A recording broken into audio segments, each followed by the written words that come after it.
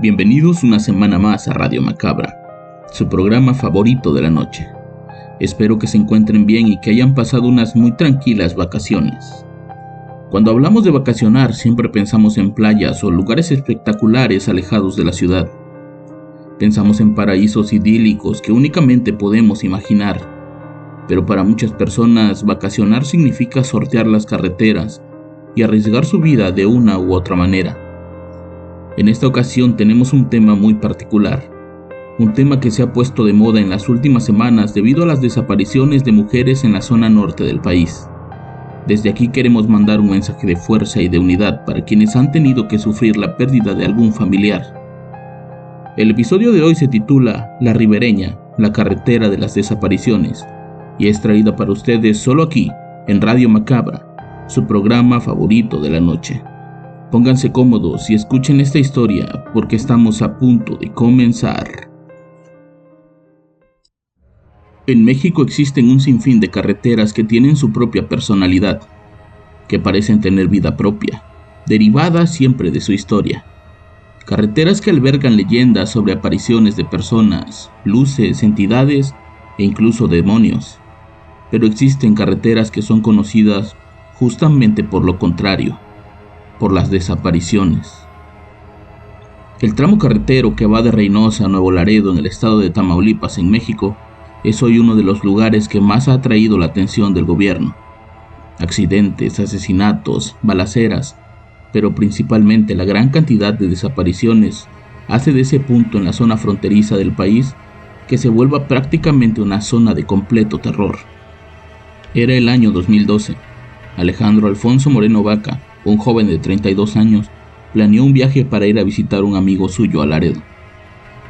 Alejandro era originario de la Ciudad de México, era ingeniero en sistemas electrónicos y trabajaba para una importante empresa de ese ramo. Alejandro inició su viaje en coche, iba solo. Al llegar a Monterrey comió con un amigo y luego siguió hacia el norte. Cerca de las 8:50 de la noche, pasó a la caseta de la autopista Monterrey-Nuevo Laredo, enviando un mensaje a través de Facebook, avisando que estaba pasando dicha caseta. No hubo llamadas ni reportes de accidentes, nada, ningún rastro de Alejandro o de su vehículo. Historias como esas se conocen por montones. Algunas llegan a ser de relevancia nacional, otras simplemente quedan encerradas en esa vieja gaveta de metal. Personas que por trabajo o por desconocimiento toman esa ruta para poder llegar a la frontera y que por desgracia nunca llegan a su destino. Autos que son vistos por última vez en algún punto y que pocos kilómetros adelante parecen haber sido tragados por la tierra. Incluso personas que tienen contacto con sus familias incluso momentos antes de que ocurra su desaparición. Andrés, un joven originario de Puebla, salió cerca de las 4 de la mañana con rumbo a Laredo, Texas. Iba acompañado por un joven de nombre Braulio. Nunca llegaron a su destino. Andrés iba a Laredo, donde trabajaba hace 10 años. El último contacto fue una llamada alrededor de las 9 de la noche de ese 27 de marzo. Lo único que me dijo: madre, estoy llegando, estoy a 2 horas de Nuevo Laredo, pero me acaba de agarrar un retén. Tiene como 15 minutos que me agarró el retén y me piden identificarme. Me identifico con la licencia americana, me dijo. ¿No traes más?, le pregunté. No tengo más, es mi única identificación. Esa fue la última comunicación que tuvo Andrés con su madre. Andrés le cuenta a su madre que al no tener la identificación del país, deciden darles la licencia de Braulio, misma que estaba vencida. Nos pidieron 200 de multa por traer la licencia vencida, se los dimos y nos acaban de dejar ir, dijo Braulio en una de sus últimas palabras. Después de darle los 200 pesos de su dinero, Andrés y Braulio, quien manejaba, siguieron su camino por la carretera con rumbo a la frontera. Apenas habían avanzado unos kilómetros desde el encuentro con el retén, cuando por la bocina del teléfono, la madre de Andrés escucha a su hijo gritar desesperado. ¡Dale, Braulio, dale!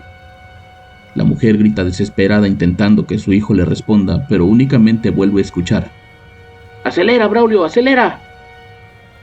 La llamada se cortó y la mujer nunca más volvió a escuchar la voz de su hijo. Hasta el día de hoy lo siguen buscando. Historias así se repiten día con día, casi todas relacionadas con secuestros o levantones. siempre ante la falta de pruebas y las pocas ganas de ser aclaradas dichas desapariciones. Para este episodio nos decidimos a hablar con un conocido que vive en la ciudad de Nuevo Laredo, alguien que lleva más de 20 años viviendo en esa ciudad y que por una u otra razón ha tenido que tomar esa vía en algún momento de su vida. Los siguientes son algunas experiencias vividas por José en el tramo que lleva a Reynosa, a una última historia ocurrida con un ex compañero de trabajo en el tramo de Monterrey. Llegué a vivir a Nuevo Laredo en el año 2000.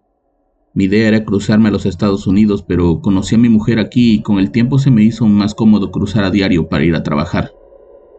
Ya desde aquellos años se comenzaba a hablar sobre cuestiones relacionadas con la violencia, principalmente con las bandas del crimen organizado que por años han azotado el estado de Tamaulipas. La primera vez que viajé por carretera a la ciudad de Reynosa, lo hice en autobús. El trayecto parecía tranquilo, pero en el interior del autobús se sentía esa sensación de miedo, de tensión, como si estuviéramos en un velorio. Recuerdo haber ido observando la carretera por una de las ventanas cuando vi una camioneta grande rebasarnos. En su interior iban varias personas. Solo pude verles las piernas. Esa camioneta iba acompañada de otra que se mantuvo a un costado. De pronto el camión se detuvo. Después de varios gritos, 4 hombres armados subieron al autobús. Recorrieron todo el interior, gritando que los miráramos a los ojos. Era como si estuvieran buscando a alguien. Repito, era la primera vez que yo viajaba hacia allá y nunca me había tocado ser detenido a mitad del camino. Los hombres de pronto tomaron del brazo a 2 mujeres y las sacaron a empujones mientras las muchachas gritaban por ayuda. A pesar de que la mayoría de los que íbamos ahí éramos hombres, nadie hizo nada por ayudarlas, incluyéndome a mí. Los hombres ordenaron que nadie se asomara por las ventanas o dispararían. Recuerdo haber cerrado los ojos y ponerme a rezar, cuando escuchamos varias detonaciones de armas de fuego al aire y el rechinido de las llantas de aquellos vehículos. Nadie dijo una sola palabra hasta llegar a Reynosa. Mi sorpresa fue mayor cuando al llegar nadie parecía tener ganas de denunciar lo ocurrido. El conductor de la unidad únicamente dio aviso a la empresa para la que trabajaba y ellos se encargarían de dar un comunicado a la policía de caminos. De esas pobres chicas nunca más supimos nada. En otra ocasión, ya con un trabajo estable y con mi esposa conmigo, hicimos un viaje con rumbo a Matamoros. Por cuestiones que estaban fuera de mi poder, terminamos pasando casi de noche por la ciudad de Miguel Alemán. Decidimos seguir para llegar lo más cerca posible a Reynosa y quedarnos ahí a dormir. No queríamos andar de noche por esa carretera, pues sabíamos lo que pasaba. Cuando de pronto, en un tramo entre Miguel Alemán y el poblado Los Ángeles, vimos a una mujer caminando con la ropa completamente quemada.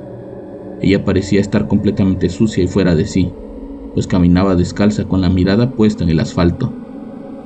Mi mujer y yo nos quedamos viendo el uno al otro, y antes de que yo pudiera detenerme, ella me dijo: «Síguete de frente y no mires por el retrovisor». Únicamente pude ver un par de luces detrás nuestro que se detuvieron a la altura de donde caminaba aquella mujer.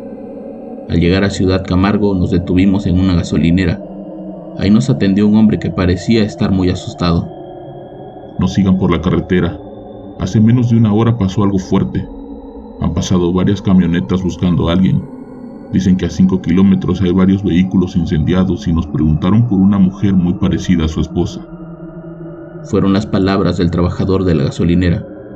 Aquello nos asustó mucho y decidimos quedarnos ahí para pasar la noche. Ninguno de los dos durmió. Nadie decía nada, pero ambos pensábamos en lo mismo, en aquella mujer de la carretera, que posiblemente había sido la única sobreviviente de ese ataque, y aún así la buscaron para desaparecerla del mapa. Al día siguiente decidimos regresar a Nuevo Laredo. Ni siquiera llegamos a Reynosa. Preferíamos estar en casa y sentirnos un poco más a salvo, en lugar de tomar una carretera que, como muchos dicen, no lleva a ninguna parte. Esta última historia le sucedió a un ex compañero de trabajo que lamentablemente sigue desaparecido. Esto le ocurrió un día mientras regresaba de Monterrey. Era de madrugada y venía solo en la carretera. De pronto dice que vio luces a lo lejos detrás de él, y su reacción fue acelerar lo más posible para alejarse de lo que él creía eran delincuentes. Siguió manejando hasta que aquellas luces se perdieron, pero de pronto las volvió a ver, esta vez de frente. Se detuvo asustado esperando a lo que él creía eran camionetas que a lo mejor lo iban a raptar. Pero para su sorpresa, las luces se quedaron estáticas en ese lugar por varios minutos. Ignacio tomó su celular y marcó a su casa para avisar lo que estaba ocurriendo y tratar de dar su ubicación, pero mientras hablaba, aquellas luces desaparecieron instantáneamente. Ignacio aprovechó ese momento para acelerar y seguir su camino hasta que llegó a la ciudad. Después de aquel evento, Ignacio no fue el mismo. Sufría de ataques paranoicos de persecución. Todo el tiempo estaba checando su teléfono y había desarrollado un miedo brutal a salir a la carretera. Un día tenía que viajar de vuelta a Monterrey para arreglar un asunto personal. Lo hizo en autobús, ya que el miedo a manejar en carretera le impedía usar su coche. En algún punto del trayecto, Ignacio comenzó a gritar desesperado que lo dejaran bajar. El operador de la unidad se negó, pues era una zona peligrosa y tenían prohibido hacerlo, provocando que Ignacio entrara en un estado de histeria tal que amenazó con hacerle daño al conductor y provocar un accidente. Era de día cuando el chofer se detuvo a mitad de la nada y le abrió la puerta únicamente para ver a Ignacio correr despavorido hacia el campo. Nunca más lo han vuelto a ver. Su familia hasta el día de hoy lo da por desaparecido, pues nunca han encontrado restos que indiquen que sufrió un fatal accidente. Tampoco recibieron llamadas pidiendo rescate por él y nunca lo encontraron en ningún hospital. Era como si a mi compañero se le hubiera tragado la tierra a plena luz del día. Una tarde, mientras perdía tiempo en Facebook, vi que su perfil estaba en línea e intenté contactarme con él. Le mandé un mensaje preguntándome dónde estaba, pero a pesar de que el mensaje fue leído, nunca respondieron. Pocos días después, su perfil fue desactivado de la red social. Si bien las cosas que suceden en esa carretera son casi siempre relacionadas con el crimen organizado, me consta que existen historias que no tienen explicación, como la de Ignacio, quien después de parecer una persona perfectamente normal, se fue convirtiendo en alguien completamente descontrolado a causa de un encuentro con lo desconocido. Para todos aquellos que viajan por las carreteras del norte del país, solo quiero decirles que se cuiden y que esperamos que siempre lleguen con bien a su destino. No queremos que pasen a engrosar la larga lista de gente que misteriosamente desaparece en la ribereña.